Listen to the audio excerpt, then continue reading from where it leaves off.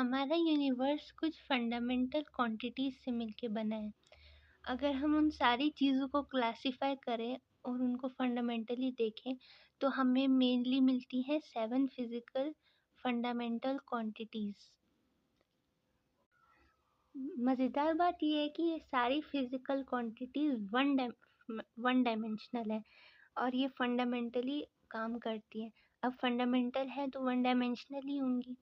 इन fundamental physical quantities को हम multiply करते हैं तो हमारे पास न्यू क्वांटिटीज़ बनती हैं जो कि 2 डायमेंशनल या 3 डायमेंशनल होती हैं। अगर हम दो वन डायमेंशनल क्वांटिटी जैसे कि लेंथ और टाइम उन दोनों को मल्टीप्लाई करेंगे तो 2 डायमेंशनल बनेगी। अगर हम 3 क्वांटिटीज़ को मल्टीप्लाई करेंगे तो 3 डायमेंशनल बनेंगी। लेकिन ये one dimensional quantities real life में 2 डायमेंशनल या 3 डायमेंशनल में कैसे ट्रांसफॉर्म होती है? एंगल की मदद से। जैसे कि ये जो मास होता है ये एक वन डायमेंशनल क्वांटिटी है, लेकिन ये दिखता तो वन डायमेंशनल नहीं है, ये तो 2D जैसा दिखता है। इसलिए हम फिजिक्स की प्रॉब्लम सॉल्व करते वक्त मास से एक एक ऑब्जेक्ट का एक पॉइंट साइज ऑब्जेक्ट समझ के काम कर पाते हैं, क्योंकि वो वन डायमेंशनली काम कर सकता है।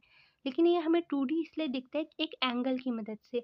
जब आप उस पॉइंट में एंगल को ऐड कर देते हो तो फिर आपको एक लेंथ मिलती है। अब अगर आप उसमें सॉलिड एंगल, जो कि हमने सप्लीमेंट्री यूनिट्स में पढ़ा है, प्लेन एंगल या सॉलिड एंगल, तो प्लेन एंगल की मदद से एक लेंथ एक सर्कल में कन्वर्ट हो जाती है। एक सॉलिड एंगल की मदद से एक पॉइंट एक स्फीयर में कन्वर्ट हो जाता है। यही चीज़ है जो चीज़ों को 2 डायमेंशनल या 3 डायमेंशनल बना रहा है। जब ये फंडामेंटल क्वांटिटीज़ 2 डायमेंशनल या 3 डायमेंशनल में कन्वर्ट हो जाती हैं तो इसमें हमारे लिए एडिशन, सब्ट्रैक्शन जैसे ऑपरेशंस करना बहुत मुश्किल पड़ जाता है। फंडामेंटल क्वांटिटीज़ में तो जैसे हमने बचपन में प्लस माइनस ये सब किया है वो तो हम कर पाते हैं, लेकिन 2 डायमेंशनल में कैसे करेंगे? और इसी क्वांटिटीज़ का हमने एडिशन, सब्ट्रैक्शन करने के लिए नए लॉज़ बनाए हैं और इन क्वांटिटीज़ को हम वेक्टर्स बोलते हैं। वेक्टर्स के लिए इसलिए हमारे पास न्यू लॉज़ होते हैं, लेकिन बात ये है कि हमारे लिए वन डायमेंशंस में चीज़ों को ऐड या सब्ट्रैक्ट करना काफ़ी मुश्किल है। मतलब 2 डायमेंशनल में मुश्किल है, 1 डायमेंशनल तो हमें आता है। तो इसलिए हम 2 डायमेंशनल को 1 डायमेंशनल में कन्वर्ट करते हैं रेज़ोल्यूशन करके, रेज़ोल्यूशन ऑफ वेक्टर्स करके और एंगल्स की मदद से। पाइथागोरस थ्योरम एक ऐसा तरीका है जहाँ से हम 1 डायमेंशन को 2 डायमेंशन में आसानी से कन्वर्ट कर पाते हैं।